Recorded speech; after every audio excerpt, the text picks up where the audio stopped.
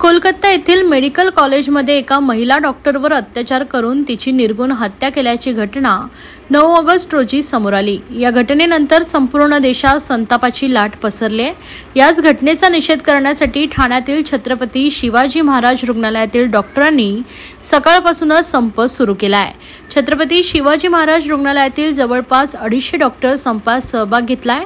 या आंदोलनादरम्यान रुग्णांची गैरसोय होऊ नये यासाठी अत्यावश्यक सेवा सुरू ठेवण्यात आल्या आहेत। त्यात अपघात, प्रसूती अशा अत्यावश्यक सेवांवर या संपाचा कोणताही परिणाम होणार नाही।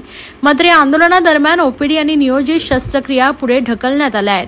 केंद्र सरकारने महिलांच्या सुरक्षेसाठी कठोर न्यायाची अंमलबजावणी करावी अशी मागणी यावेळी डॉक्टरांनी केली आहे। कोलकात्याला जो इन्सिडेंट झालेला आहे तो अतिशय हिंसक इन्सिडेंट झालेला आहे आणि नुसतं आतापर्यंत डॉक्टरांवरती हल्ले व्हायचे आणि इंज्युअर व्हायचं। तुम्ही बरेचसे फोटो बघितले असेल, रक्तबंबाळ झालेले डॉक्टर, परंतु आता एका लेडी डॉक्टरवर हल्ला झालाय। नुसता हल्ला नाही झाला तर रेप सुद्धा करण्यात आलेला आहे आणि ब्रुटली रेप करून तिला मर्डर करण्यात आलेला आहे। त्याच्यानंतर 200-300चा मॉब येऊन जो काही क्राईम सीन आहे तो क्राईम सीन सुद्धा व्हँडलाइज केलेला आहे, जेणेकरून काहीही एव्हिडन्स मिळणार नाही। त्या संदर्भामध्ये आम्ही हा स्ट्राईक करत आहोत आणि हा जो काम बंद आंदोलन आहे किंवा विड्रॉल ऑफ सर्व्हिसेस आहे ते इंडियन मेडिकल असोसिएशन जी जगातली सर्वात मोठी एनजीओ आहे, त्याचे 4 लाख मेंबर आहेत आणि आमच्यासोबत बाकीचे सगळे असोसिएशन सोबत आलेले आहेत। संपूर्ण भारतभर आज अशा प्रकारचं एज्युकेशन आम्ही चालू केलेलं आहे। 1700 ब्रांचेस आहेत, 4 लाख डॉक्टर्स आहेत। आज आम्ही 24 आवर्ससाठी सगळ्या सर्व्हिसेस बंद केल्या। No operation, no OPD, no admission patient except dire emergency.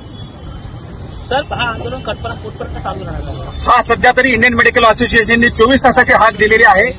आज सकाळी शनिवारी 6 वाजल्यापासून उद्या सकाळी 6 वाजेपर्यंत आम्ही सगळ्या सर्व्हिसेस बंद केलेल्या आहेत। एवढंच नाही तर सगळे मेडिकल कॉलेज, जेवढे काही गव्हर्नमेंट आणि प्रायव्हेट मेडिकल कॉलेज आहेत ते सुद्धा आज बंद आहेत। इथे डॉक्टरांची जी असोसिएशन आहे, जुन्या डॉक्टरांची, जी सतत आंदोलन करत असते, खरं म्हणजे यांच्यावर नेहमी हल्ले होतात आणि आज त्यांना प्रोटेक्ट करण्यासाठी आज आम्ही रस्त्यावर उतरलेलो आहे। तर मार्चचे डॉक्टर इथे डॉक्टर सचिन पटेल आहेत, मार्चचे अध्यक्ष, ते सुद्धा आलेले आहेत। इंटर्न्स, टीचर्स जे मेडिकल कॉलेजमध्ये शिकवतात ते सुद्धा आणि बाकीचे नॉन अलोपॅथिक डॉक्टर असोसिएशन जेवढे आहेत, मीमा, टीडीएमपी वगैरे सगळे डॉक्टर सुद्धा या आज रस्त्यावरती उतरत आहेत। सर, गव्हर्नमेंटकडे काय मागणी आहे? गव्हर्नमेंटकडे आमची साधी मागणी आहे, जी विक्टीम आहे तिला न्याय मिळायला पाहिजे। जो काही एव्हिडन्स डिस्ट्रॉय केला गेलेला आहे तर तिला न्याय मिळायला पाहिजे। तिच्या फॅमिलीला कंपन्सेशन देण्यात यायला पाहिजे। जे कल्प्रिट आहेत त्याला फाशीची शिक्षा व्हायला हवी आणि अशा प्रकारचे हल्ले आता आम्ही खपून घेणार नाही। सेंट्रल गव्हर्नमेंटने आता वेळ आलेली आहे, त्यांनी ऐकायला हवं। नाही ऐकायला हवं तर याच्या पुढे जे एज्युकेशन आहे ते आम्ही फार स्ट्रॉंग करू। सगळ्या सर्व्हिसेस पूर्ण भारतभर बंद करू। आमची central act against violence against health care and doctors ही मागणी आहे, ती मागणी आता मान्य झाली पाहिजे। इमर्जन्सी एखादा सिरियस पेशंट आल्याच्या नंतर जर आपल्याला वाटतं की हा फार सिरियस पेशंट आहे तर आम्ही त्याला इमिडिएटली आमच्यातले काही डॉक्टर मूव्ह करून ट्रीटमेंट करण्याचा प्रयत्न करू, जेणेकरून कुठल्याही नागरिकाचा जीव नाही गेला पाहिजे।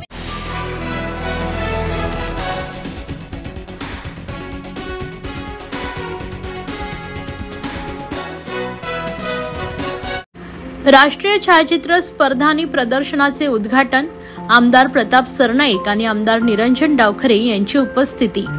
छायाचित्रकारांनी टिपलेले विश्व अनुभवण्याची मोठी संधी राष्ट्रीय छायाचित्र स्पर्धा आणि प्रदर्शनाच्या निमित्तानं ठाणेकरांना मिळाली आहे। जास्तीत जास्त नागरिकांनी, विद्यार्थ्यांनी पुढील 4 दिवसात हे प्रदर्शन पाहावं असं प्रतिपादन आमदार प्रताप सरनाईक यांनी केलं आहे। ठाणे महानगरपालिका आणि ठाणे दैनिक पत्रकार संघ यांच्या संयुक्त विद्यमाने आयोजित करण्यात आलेल्या राष्ट्रीय छायाचित्र स्पर्धा आणि प्रदर्शनाचं उद्घाटन आमदार प्रताप सरनाईक यांनी शनिवारी सकाळी केले।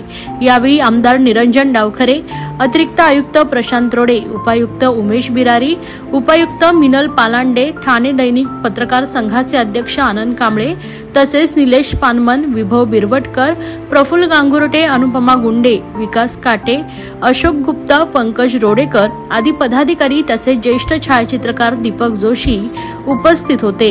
उद्घाटनानंतर आमदार प्रताप सरनाईक व आमदार निरंजन डावखरे यांनी संपूर्ण प्रदर्शन पाहिले आणि छायाचित्रकारांचे कौतुक केले। जागतिक छायाचित्र दिनाच्या निमित्ताने सलग दुसऱ्या वर्षी देशपातळीवरील प्रदर्शन आणि स्पर्धा यांचं आयोजन आयोजन हिंदुहृदय सम्राट बाळासाहेब ठाकरे स्मारक येथे करण्यात आलं असल्याचं त्यांनी म्हटलंय.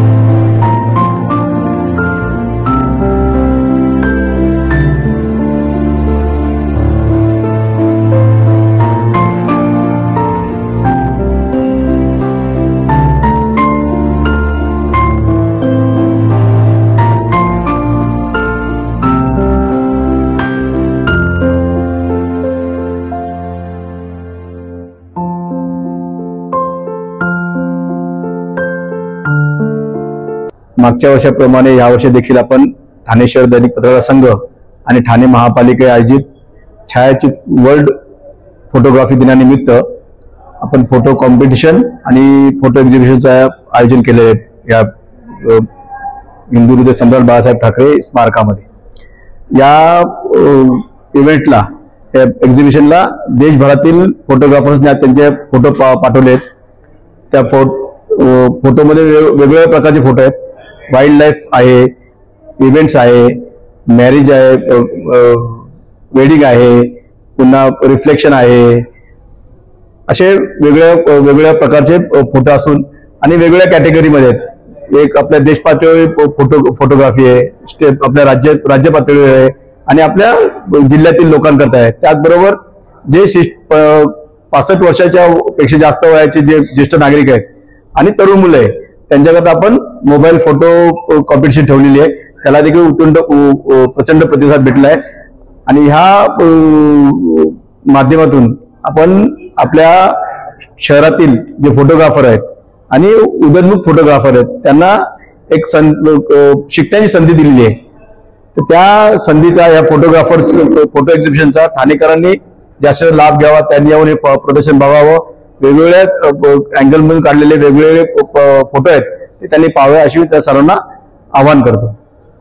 महाराष्ट्रातील भगिनींना आधार देणारी राज्य शासनाची मुख्यमंत्री माझी लाडकी बहीण योजना. या योजनेअंतर्गत अल्प उत्पन्न गटातील 21 ते 65 वयोगटाच्या भगिनींना मिळणार दरमहा 1500 रुपयाची मदत. अर्ज करण्यासाठी 31 ऑगस्ट 2024 पर्यंत मुदतवाढ. कुटुंबाचं वार्षिक उत्पन्न 2.5 लाख रुपयांपेक्षा कमी असलेल्या महिला पात्र. कुटुंबाकडे पिवळं किंवा केशरी रेशन कार्ड असल्यास उत्पन्नाचा दाखला आवश्यक नाही. पांढरं रेशन कार्ड असेल किंवा रेशन कार्ड नसेल तर कुटुंबाचं वार्षिक उत्पन्न 2.5 लाखांपेक्षा कमी असल्याचा दाखला आवश्यक. योजनेसाठीचा ऑनलाईन अर्ज नारी शक्ती दूत ऍप वरून किंवा पोर्टलवर भरता येईल.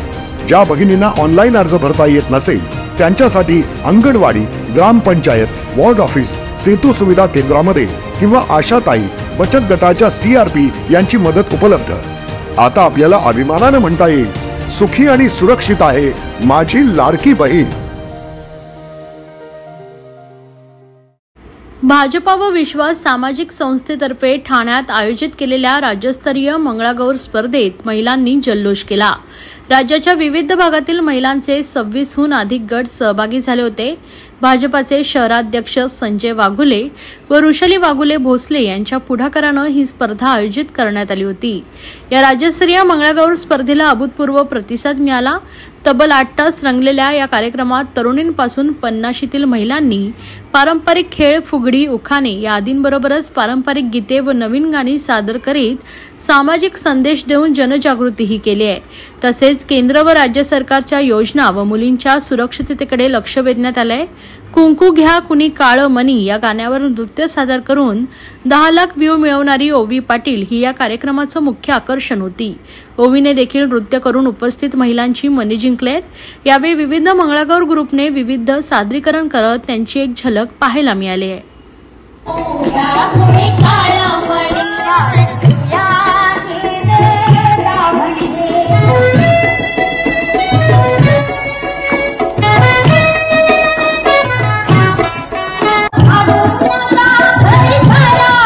भांगा भांगा ते पावडर भरा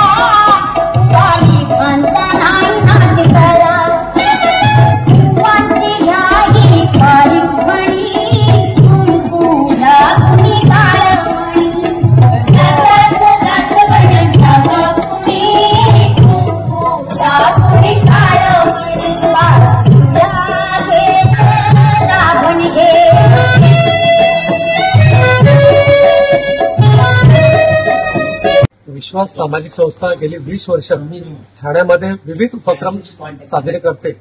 मग त्यामध्ये महाबोंडला असेल, नवरात्रामध्ये विश्वास सामाजिक संस्थेचं यंदाचं 21वं वर्ष आहे महाबोंडला आयोजित करण्याचं. आज मंगळागौर स्पर्धा, राज्यस्तरीय स्पर्धा आपण गडकरी रंगायतन इथे आयोजित केली आहे.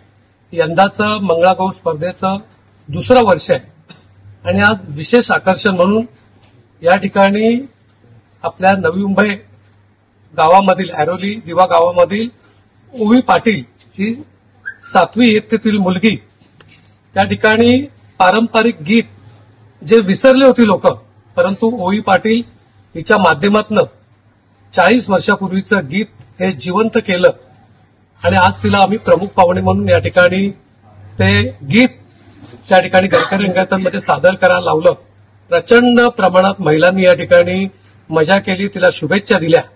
माझ्या पण मनापासून तिला शुभेच्छा. तिचं करिअर हे भविष्यात मोठं आहे आणि त्यामुळे तिला पण मनापासून शुभेच्छा देतो. आणि यंदाचं 2रं वर्ष असल्यामुळे एकूण 26 मंगळागौरीच्या टीम महाराष्ट्रामधनं आलेल्या आहेत. सर्वात शेवटचं महाराष्ट्रामधलं जे टोक आहे सिंधुदुर्ग जिल्ह्यामधनं मंगळागौरीची टीम आलेली आहे आणि मुंबई उपनगर आहे, ठाणे आहे, वसई आहे, नालासोपारा आहे, नवी मुंबई आहे, भांडूप, विक्रोळी या भागातनं मंगळागौरीच्या टीम आल्यात. मनापासून त्यांचं या ठिकाणी शुभेच्छा देतो आणि पुन्हा पुढच्या वर्षी त्या येतील अशा आशा व्यक्त करतो. हे विश्वास सामाजिक संस्था व भारतीय जनता पार्टी ठाणे शहर जिल्ह्यातर्फे आज गडकरी रंगायतन इथे राज्यस्तरीय मंगळागौर स्पर्धेचं हे 2रं वर्ष आहे. या स्पर्धेला एकूण 28 संघांनी, महिलांच्या संघांनी इथं सहभाग घेतला. यात फक्त ठाण्यात नाही तर मुंबई उपनगर असतील, तसंच कोकण पट्ट्यातली सिंधुदुर्ग असेल, अलिबाग असेल, या विविध ठिकाणाहून महिलांचे संघ आलेले आहेत. काही संघ काल रात्री आलेले आहेत ट्रेननी. म्हणजे इतका उत्स्फूर्तपणे प्रतिसाद महिलांनी दिलेला आहे. आणि ह्याच कार्यक्रमाला आमची महाराष्ट्राची कन्या आणि सुपरस्टार अशी सोशल मीडियावर जिने दाताचं दातवण हे जुनं गाणं, 50 वर्ष जुनं गाणं हे जिच्यामुळे पुन्हा त्या गाण्यात जीव आला अशी आमची ओवी पाटील ही सुद्धा आज इथे सर्व महिलांना भेट द्यायला आणि तिच्या स्पेशल परफॉर्मन्ससाठी आज इथे आली. त्याच्याबद्दल मी तिचे आणि तिच्या आई वडिलांचे खूप आभार मानेन. कारण कसं आहे, श्रावण म्हटला की हिंदू संस्कृतीचे विविध सण सुरू होतात आणि त्यातला महत्वाचा सण म्हणजे एक मंगळागौर असतो, जिथे फक्त पारंपरिक खेळ नाही तर एकंदरीत महिलांच्या शारीरिक व्यायामासाठी जे खेळ खेळले जातात हे युवकांना, युवतींना माहिती होण्यासाठी म्हणून विश्वास सामाजिक संस्था हे स्पर्धा घडवत असते. आणि आज इथे ओवी ही सुद्धा यंग टॅलेंट, आज महाराष्ट्राची कन्या इथे आली, त्याबद्दल आम्ही संस्थेचा परिवार आणि सर्व ज्यांनी सहभाग घेतला, सर्व महिलांच्या गटाने, सर्व अतिशय खुश आहेत.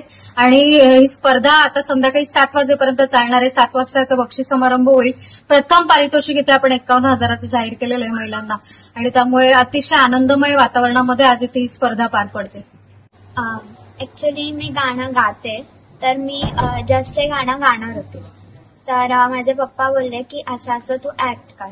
तेव्हा आणि मग ते माझ्या बहिणीने मला शिकवलं की तू असं असं कर. मग मी त्यांचे जे मी जेवढे एक्सप्रेशन घरी पण ना दाखवायची, म्हणजे असंच नाचायची, पण ऍट दॅट मोमेंट ते खूप चांगलं झालं आणि मग ते व्हायरल झाला.